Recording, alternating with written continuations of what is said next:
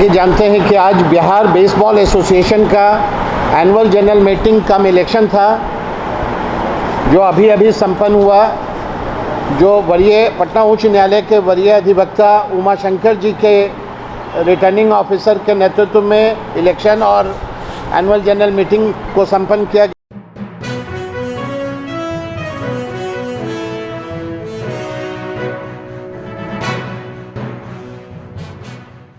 पहले तो बधाई हिंद आवाज़ की तरफ से आपको सेक्रेटरी बनी। धन्यवाद, बहुत धन्यवाद। जॉइंट सेक्रेटरी का जॉइंट सेक्रेटरी हम ABFI के amateur baseball federation of India. आज जो आपको ये दिया गया पद, पहले ट्रेजरर थी, उस समय क्या क्या समस्याओं को लेकर आपको ये देखना पड़ा? ट्रेजरर में सबसे ज़्यादा दिक्कत होता था कि हम लोग को फंडिंग, चूँकि गवर्नमेंट एड नहीं मिलता है तो हम लोग को फंडिंग का बहुत प्रॉब्लम होता है। अभी तक ओलंपिक के लेवल पे हम अफिलिएटेड हैं लेकिन एकदम बहुत उस तरह का मान्यता नहीं प्रदान किया, रिकग्नाइज़ नहीं किया गया है, जिसके चलते फंडिंग का, स्पेशली दूसरे स्टेट्स में आप नहीं भी रहें तो स्टेट लेवल पे मदद दी जाती है, लेकिन बिहार एक ऐसा स्टेट है जहाँ हम लोग कभी भी अप्रोच करते हैं तो वो कहते हैं कि आप जब तक वहाँ से रिकग्नाइज़ नहीं होइएगा तो हम आपको फंड्स नहीं देंगे।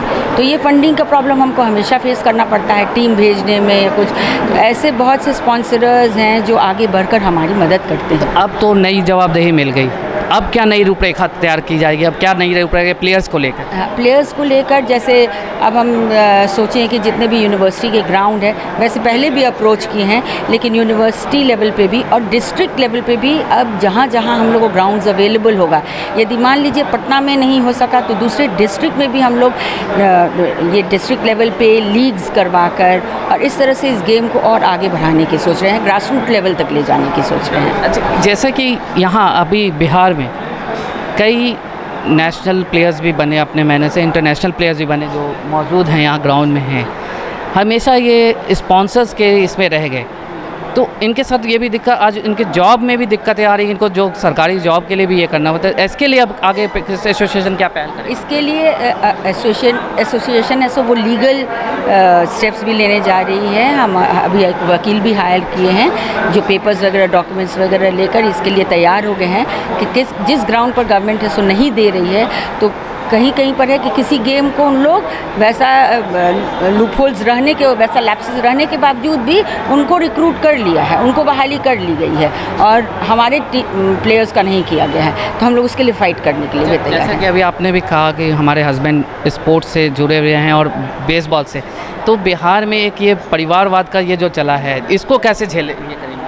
ये क्या हुआ कि हम जो हमेशा परिवारवाद का एक्चुअली नहीं कहिएगा, मेन है कि इंटरेस्ट। उन्होंने भी देखा यदि हम वैसी पत्नी होते जिसको एकदम स्पोर्ट्स से लगाव नहीं होता, बेसिकली हम खुद भी स्पोर्ट्स वुमन रहे हैं और हम कॉलेज ब्लू हमको अपने लेवल पे मिला हुआ है। उस ज़माने में 1970s के ज़माने में हम टेबल टेनिस खेलते थे, कैरम के हम चैम्पियन थे, यूनिवर्सिटी चैम्पियन थे, तो ये सब देखते थे और इनको स्पोर्ट्स में रहते हुए हम जब ये क्रिकेट में थे तब भी हम इनको सपोर्ट करते थे, जब ये बेसबॉल में भी थे तो हम भी सपोर्ट करते थे। तो ये ध्यान में रखते हुए कि हमारे में ये कैपेबिलिटी है, इन्होंने ये जिम्मेवारी मुझे सौंपी। जैसे कि जो गेम है हमारा बेसबॉल, ये शहर में तो डेवलप है लेकिन डिस्ट्रिक्ट से अभी भी बहुत पीछे है, डिस्ट्रिक्ट वगैरह से प्लेयर्स यहाँ नहीं निकल के अभी वैसा निकल के जी, उसके लिए हम लोग अभी 28 डिस्ट्रिक्ट में डिस्ट्रिक्ट एसोसिएशंस का निर्माण किए हैं और 28 डिस्ट्रिक्ट में वैसे स्पोर्ट्स पर्सनल को ही ला रहे हैं या PTIs को ला रहे हैं जो स्कूल लेवल पर, चूँकि कम उम्र के बच्चे से ही ये स्टार्ट करना ज़रूरी हो जाता है और सीनियर तक जाता है, इसलिए हम लोग उस लेवल तक, ग्रास रूट लेवल तक जाने की कोशिश करते हैं। और वो आकर फिर टैलेंट सर्च करेगी, लेकिन टैलेंट सर्च जब करेगी तो वो सब स्टेट में एक साथ उनके रिप्रेजेंटेटिव्स जाकर करेंगे, वो अब दौर स्टार्ट होगा। अभी तक टैलेंट सर्च या सर्च करके नहीं, यहाँ तक कि यदि 2009 का बात करिएगा तो यहाँ पे हम लोग बहुत कैंप्स लगा हैं, जब बाहर से कोचेज़ आकर यहाँ कैंप किए हैं। और हमारे यहाँ से एक ऐसा समय ज़रूर था कि जब बिहार से इंटरनेशनल टीम गई थी फिलीपींस, तो हमारे बिहार से 7 लड़के उस टीम में गए। और अभी भी देखिए तो कोई ना कोई, जैसे सब जूनियर जब हुआ तो उसमें अनिकेत गया, दुबई जब हुआ तो रूपक और शाह फहद यासिन गए, मलेशिया में जब हुआ तो 4 प्लेयर्स गए। तो हमारे यहाँ से रिप्रेजेंटेशन इनफैक्ट ज़्यादा रहता है। कुछ कुछ ऐसे स्टेट है जहाँ से बिल्कुल ही नहीं रहता है, लेकिन हमारे यहाँ से रहता है। तो मैम अब मतलब कह सकते हैं कुछ बिहार बेसबॉल का बिहार में कुछ भला होगा, अब आप कैसे? हम बतौर अब जब ABFI में चले आए हैं तो हम कोशिश करेंगे कि और बेहतर हो। लड़कियों के लिए क्या प्लानिंग है? लड़कियों में अभी कमी है। लड़की में क्या होता है कि अभी पेरेंट्स बहुत हेजिटेट करते हैं बच्चों को भेजने में, बाहर भेजने में। पहले भेजते थे, लेकिन अब जो नया जनरेशन है उसमें बहुत ज़्यादा जागरूकता नहीं देखे हैं, तो इसलिए कुछ गर्ल्स स्कूल में इसको हम लोग इंट्रोड्यूस करने का स्टेप लें। चलिए, तो उम्मीद करें। Thank you. पहले तो रूपक जी आपको बधाई, बेसबॉल एसोसिएशन के आप ट्रेजरर बनाए गए आज। धन्यवाद। आज नई जिम्मेदारी दी गई है, तो इसके लिए आपकी क्या प्लानिंग है?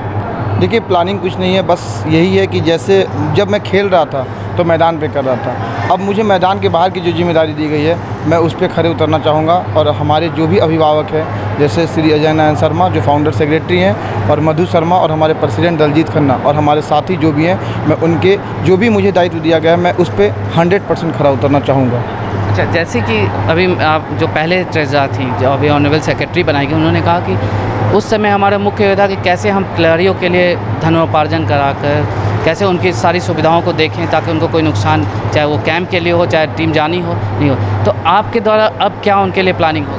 देखिए, मैं तो अभी अपना ही इरादा जाहिर कर दिया इस चुनाव से पहले। मैंने सबसे पहले तो कमेटी में उन लोगों को जोड़ा है जो कि मतलब समझिए कि वो बेसबॉल को मदद कर सकते हैं। कुछ सरकारी लोगों को भी मैंने जोड़ा है अपने गेम में कि जिससे कि हमारा गेम ऊपर जा सके और हमारे जो मेन जो प्रॉब्लम है, मतलब जो क्राइसिस होता है पैसे का, वो नहीं हो। इसलिए हमने सबसे पहले उन लोगों को जोड़ा है, उनसे हमने आग्रह किया और उन्होंने ये स्वीकारा और हमारे एसोसिएशन में आया। तो निश्चित तौर पे मुझे ऐसा उम्मीद है कि आने वाले कुछ दिन के बाद निश्चित तौर पे हमारा बेसबॉल एसोसिएशन में पैसे की तो कमी नहीं रहेगी, लेकिन और भी सुविधा बढ़ेगी। अच्छा, एक आप अभी तक खिलाड़ी के रूप में भूमिका अदा कर रहे थे, तो एक खिलाड़ी को अभी खासकर बेसबॉल में ओलंपिक में वगैरह में भी शामिल है, लेकिन ये गेम को अभी तक उतना तवज्जो नहीं मिल पाया। तो आपको अपने खेल जीवन में क्या क्या दिक्कत देखने? देखिए, बहुत सारा दिक्कतें आई। मैं बता दूं कि बिहार में किसी भी खेल का तवज्जो नहीं है, क्योंकि मैं 2001 से मैं आया हूं खेल में, और 2001 से मैं देख रहा हूं कि आज तक खेल में बिहार सरकार ने कोई मदद नहीं किया। आप हरियाणा, पंजाब, दिल्ली, चंडीगढ़, छत्तीसगढ़, किसी भी स्टेट को अगर आप उठाएंगे तो वहाँ के खिलाड़ियों को तवज्जो दिया जाता है। उनके खिलाड़ी अगर मेडल लाते हैं तो उन्हें नौकरी दी जाती है, उन्हें पुरस्कार दिया जाता है, लेकिन यहाँ पे ऐसी बिहार सरकार कुछ नहीं कर पाती है। तो मैं सरकार से आग्रह करूँगा कि जो हमारे खिलाड़ी हैं, जैसे देश के जवान उसी तरह हमारे खिलाड़ी भी हमारे देश के जवान ही हैं, लेकिन उनको भी सही मतलब हर चीज़ उनको उपलब्ध कराया जाए। बिहार सरकार से आग्रह हम ये करेंगे कि हमारे गेम को क्या, जो भी बिहार में खेल है वो सभी खेलों को वो आर्थिक मदद वो मैदान के रूप में या फिर जो भी सरकार से मदद हो वो करे।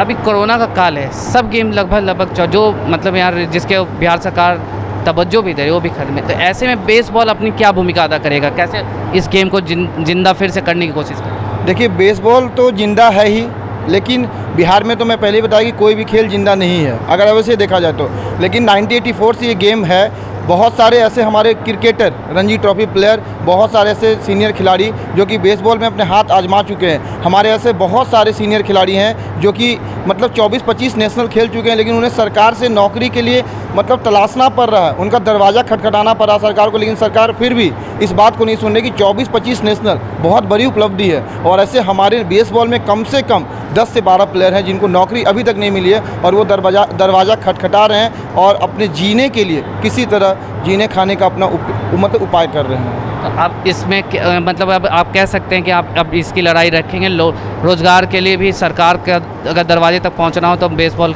के एज ए ट्रेजरर आप उनके दरवाजे पे भी जाएंगे? मैं बिहार सरकार का सबसे पहले खेल मंत्री का दरवाज़ा खटखटाऊंगा, फिर उसके बाद मैं डिप्टी सीएम के पास जाऊंगा, और फिर मैं माननीय मुख्यमंत्री के पास भी एज ए ट्रेजरर बेसबॉल का मैं वहां जाऊंगा। मैं पैसे के लिए नहीं जाऊंगा, मैं जाऊंगा कि हमारे जो खिलाड़ी हैं उनको नौकरी दी जाए, उनको और एक खेल के बराबर हमारे खिलाड़ी को मौका दी जाए, जिससे कि हमारे खिलाड़ी उन खिलाड़ियों से नज़र में नज़र मिला सके और हमारा बिहार, पटना और हमारे देश का नाम रोशन कर सके। ये जानते हैं कि आज बिहार बेसबॉल एसोसिएशन का एनुअल जनरल मीटिंग कम इलेक्शन था जो अभी अभी संपन्न हुआ, जो वरीय पटना उच्च न्यायालय के वरीय अधिवक्ता उमा शंकर जी के रिटर्निंग ऑफिसर के नेतृत्व में इलेक्शन और एनुअल जनरल मीटिंग को संपन्न किया गया।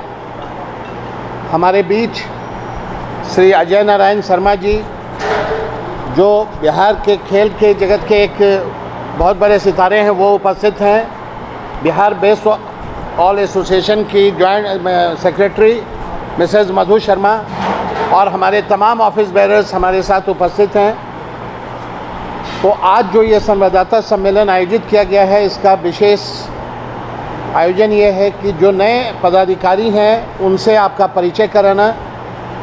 तो मैं सबसे पहले हमारे patron in chief Shri Ajay Narayan Sharma ji से आपका परिचय कराते हैं।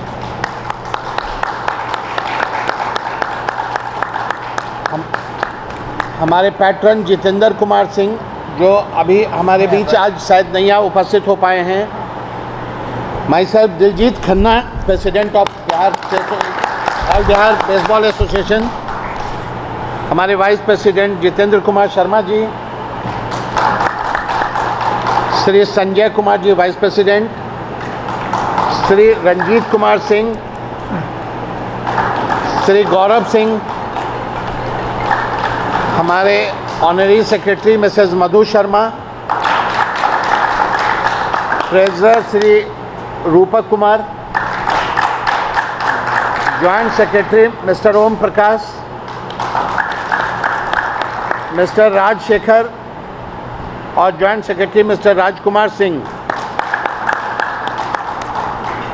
हमारे assistant secretary Bihar baseball association के शशि रंजन जी और श्री नरोत्तम कुमार सिंह सोनू जी। इस बार कुछ नए लोगों को जोड़ा गया है वाइस प्रेसिडेंट के तौर पे, जॉइंट सेक्रेटरी, इसलिए कि बिहार बेसबॉल एसोसिएशन विगत 2 वर्षों से कोविड के कारण बहुत सारा काम पेंडिंग है, बहुत सारा टूर्नामेंट नहीं खेल पाया कोविड के कारण। तो हम लोगों का प्रयास होगा कि इस वर्ष ज़्यादा से ज़्यादा हम लोग कैंप आयोजित करें, खेल का कोचिंग कैंप लगाएं और बिहार में बेसबॉल खेल को ज़्यादा से ज़्यादा बढ़ावा दें। और अब हर जो भी टूर्नामेंट होगा कोविड के लॉकडाउन के बाद, उस सब में बिहार का प्रतिनिधित्व को सुनिश्चित करना हमारा लक्ष्य है। और मैं आशा करता हूं कि इस बार बिहार बेसबॉल एसोसिएशन बिहार का परचम लहराएगा। मैं अपने patron in chief Shri Ajay Narayan Sharma ji से रिक्वेस्ट करेंगे कि वो 2 शब्द बोलें। बंधुओं, मैं आपको बताऊं, इस संघ की स्थापना 1984 में 83 में नेशनल बॉडी बनी थी और 84 में बिहार की बॉडी बनी थी। आज 38 साल हो गए, लेकिन 38 साल में हम लोगों ने जो किया वो सिर्फ अपने स्तर पर किया, ना कोई सरकारी मदद नहीं मिली। फिर भी हमारे इस बीच में 15-20 लड़के इंटरनेशनल हुए जो जिन्होंने इंडिया का प्रतिनिधित्व किया विदेशों में। तो 38 साल में एवरेज मान के चलिए कि हम हर साल 2 लड़कों को प्रमोट कर सकें। अभी मेरी इच्छा यही है। दूसरा, यहाँ सबसे बड़ा प्रॉब्लम है कि बेसबॉल का ग्राउंड बहुत गिना ग्राउंड जहाँ बेसबॉल हो सकता है, एक पटना साइंस कॉलेज में हो सकता है, एक मोइला स्टेडियम में हो सकता है, पटना हाई स्कूल में हो सकता है, ग्राउंड का साइज़ के हिसाब से। तो ग्राउंड बहुत कम है और इक्विपमेंट का भी अभाव है। इक्विपमेंट चूँकि इंडिया में अब बनना शुरू हुआ, ये पिछले 5-7 साल से अब इंडिया में ही बनने लगा, लेकिन ज़्यादातर सामान कोरिया और जापान का ही हम लोग इस्तेमाल करते हैं। तो उनका उसको इंपोर्ट करना, फिर लड़कों को देना, लड़कों को सिखाना, तब जाके ये परिस्थिति बनती है। और हम उम्मीद करते हैं कि नए जो हमारे साथी जुड़े हैं वो इसमें सक्षम हैं कि वो कुछ नया चीज़ करेंगे। इसी आशा के साथ ये कमेटी बनी है। इस कमेटी को अपनी तरफ से संरक्षक होने के नाते मैं आशीर्वाद भी दे रहा हूँ और सलाह भी दे रहा हूँ कि आप लोग जमकर काम करें और एक दिखाएं कि बिहार में बेसबॉल क्रिकेट के आसपास है। खेल में बहुत अंतर नहीं है, सिर्फ माइंड मेकअप करने की ज़रूरत है। हमने जब 92 में नेशनल कराया था बिहार में, 86 और 92 में, तो बिहार की स्थिति ये थी कि मोइला के स्टेडियम में 25 से 30 हज़ार क्राउड हुआ करता था मैच देखने में। तो वैसी स्थिति को दोबारा लाने के लिए सभी लोगों को जम के प्रयास करना होगा। यही मेरी सलाह है, शुभकामना है। धन्यवाद।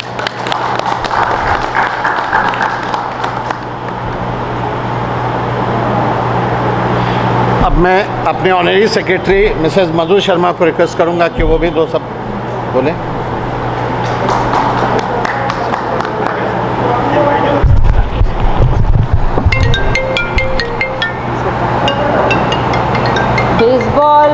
मतलब चूँकि मेरे हस्बैंड अजय नारायण शर्मा इससे काफ़ी पहले से ही जुड़े रहे हैं, तो उनके साथ साथ मैं भी जुड़ी रही थी। लेकिन ऑफिशियल के तौर पर मैं इधर 5 साल से जुड़ गई हूँ और इसमें एक बहुत बड़ा लीप हमको मिला ऊपर जाने का। वो ये कि इंटरनेशनल लेवल पर और नेशनल लेवल पर भी हम अपना एक पहचान बना सके, जिसके कारण ABFI के द्वारा हमको जॉइंट सेक्रेटरी का अनकंटेस्टेड हम वहाँ पर जीत कर आए हैं वहाँ से। सो बिहार के लिए ये भी एक उपलब्धि है।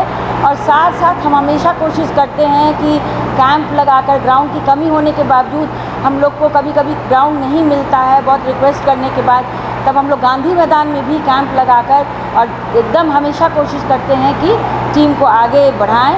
तो प्रेस में हम लोग को ये निवेदन मेरी तरफ से है कि काइंडली आप लोग इस पर लिखें कि हम लोग को यूनिवर्सिटी का ग्राउंड या जो जहाँ भी ग्राउंड है वो अवेलेबल हो सके, ताकि हम इस गेम को प्रमोट कर सकें और आगे। और सब बातें तो इन लोग दोनों बता ही चुके हैं, हमको इसके आगे कुछ नहीं करना है। आगे आप लोग का सहयोग हमेशा हम लोग के लिए ज़रूरी है, वो सहयोग हम आपसे हमेशा चाहेंगे। धन्यवाद।